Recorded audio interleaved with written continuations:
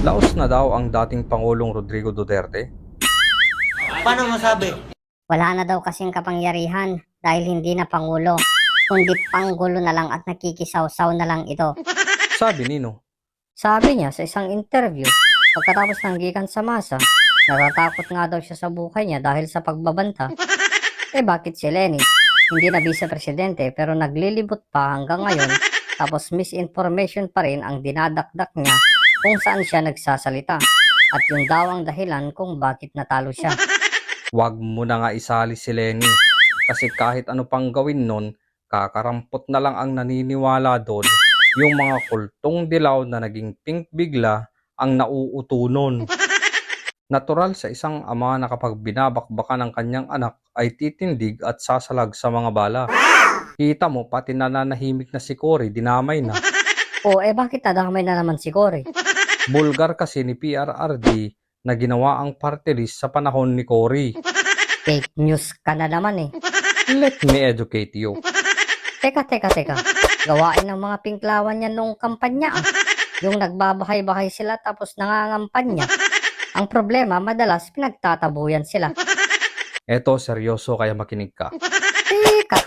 Teka. Ano ba? Sabi ni PRRD, panahon ni Cory nagkaroon ng party list system.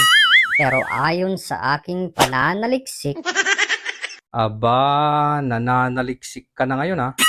Hindi ka na katulad ng mga pinklawan na biglang bibira. Kahit ni katiting na pag-iisip, hindi nila ginagawa ah. ayon sa aking pananaliksik, ang party list ay na-implement noong panahon ni Fidel V. Ramos. Noong March 3, 1995, pinirmahan niya ang Republic Act 7941, kaya doon na isabatas ang party list system sa Kongreso. Tapos ngayon sasabihin mo, sa panahon ni Cory ginawa? Sabi ko sa'yo kanina na makinig ka. Bagamat tama naman ang sinabi mo na si Tabaco nga ang pumirma para maging Republic Act ito, sa panahon naman ni Cory na buo ito, entiende? Naguguluhan ako. Please expound. Explain. Extraordinary. Makinig ka. Ang 1987 Constitution ay nag-atas sa 20% ng lahat ng puwesto sa House of Representatives ay dapat ilaan sa party list. Depende sa bahagi ng mga boto na natanggap ng isang party list group ay maaaring manalo ng hanggang 3 pwesto sa Kamara. Ang party list system ay nagpapahintulot sa iba't ibang grupo, kabilang ang mga nasa marginalized at unrepresented na sektor ng lipunan na kakatawanin sa Kongreso upang makagawa sila ng batas para sa kanilang mga advokasya o mga layunin para na rin sa kapakanan ng bansa. Nagets mo? Paano sa panahon ni Cory nga ginawa? Si Cory ay inagaw ang panalo ni Ferdinand Marcos Sr. bilang Pangulo, tama? Oo, tama. Noong 1986, umupo sa hindi naman niya upuan si Cory Aquino, tama? Oo, tama. Ginawa ang 1987 Constitution noong 1987, tama? Tama ulit. Pero anong connect?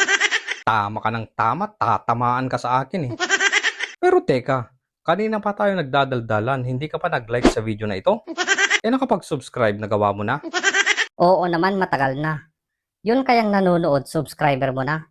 Hindi ko alam, pero sure ako na kapag nakaabot yan sa parte ng video na ito, hindi na magdadamot ng isang subscribe sa channel na ito at mag-like sa video na ito.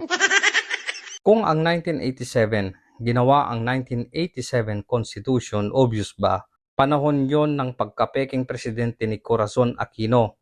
At ayon sa 1987 Constitution, inatasan nito ang 20% ng lahat ng pwesto sa House of Representatives ay dapat ilaan sa party list.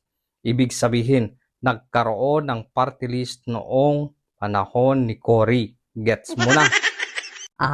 Ganun pala yun. So tama si Tatay Digong. Nasabihin na sa panahon ni Cory nagkaroon ng party list. Kanina ko pa sinasabi yan, ayaw mo kasi maniwala. So, ang ginagawa ng party list para kumontra sa gobyerno? Hindi ka talaga nakikinig. Uulitin ko ulit. Ang party list ay nagpapahintulot sa iba't ibang grupo kabilang ang mga nasa marginalized at underrepresented na sektor ng lipunan na katawanin sa Kongreso upang makagawa sila ng mga batas para sa kanilang mga advokasya o mga layunin at para na rin sa kapakanan ng bansa. Nagets mo na? Ah, Anong si Akla, ano ang nire-represent niya? Mga kabataan daw. Kaya naman pala maraming kabataan na ngayon ang nagiging aktivista at lumalaban sa gobyerno, di ba? Yung iba namundok pa. Sumama sa kampon ni Joma. Uy, tumahimik ka. Marinig ka niyan pagsabihan ka pa ng... Summa cum laude po ako, hindi ako bobo. In fairness, hindi daw siya bobo, pero hindi lang yan balita ko, talented din yan. Anong talent? Ito oh.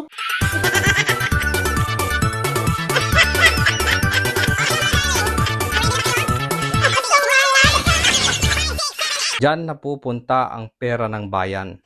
Sa halip na gawin ang mandatong gumawa ng batas para sa kapakanan ng bansa, ayan siya, pasayaw-sayaw sa TikTok, pasigaw-sigaw sa kalsada, instant milyonaryo na. Nasa 3.5 million pesos ang sahod niyan kada taon. Iba pa ang mga allowances. Umaabot sa 25 million kada taon ang ginagastos ng taong bayan para dyan. Pero tignan mo naman, pakending-kending lang ayos na. Nakakatarantado lang talaga. Yung binabayaran ng taong bayan para sa ikauunlad ng bansa ay parang bata na naglalaro ng lato-lato sa kalsada. Parang bata lang na kapag inagawan ng lollipop, halos putukan ng ugat sa pag-iyak. Paano naman si Brosas? Balita ko malaki ang ginastos sa travel expenses ah. Balita ko mahigat 1 milyon ang gastos ng kanyang mga travel ah. Ay oo nga pala, galing na mismo sa kanyang bunganga na dali-dali daw siyang nagpunta noong nalaman niyang bumaliktad itong dalawa. So ibig sabihin ako ang namasahe sa kanya? Tumpak, ikaw nga. Nakakatarantado talaga. Tapos ito pa, kapag hindi na kinaya, bigla-bigla na lang yan magdadrama. Kunwari iiyak, pero walang luha. Speaker, hindi natin ito mariresolve ng mga pagsagot na oo, we will be impartial, etc., etc. Anong hustisya meron tayo dito, Mr. Speaker, Madam Speaker, kung ganito? Paano naman si Iska? Si Todo deny na walang kaso. May mugshot ka na nga tapos ipinangangalandakan mo pa rin walang kaso. Katigas ng mukha mo ah. Pakapalan ba? Kahit ikiskis mo sa liha at semento, wala pa ring epekto. Yung semento pa ang bibigay at manghihiram ng mukha sa matandang to. Pwe, ang kakapal nyo.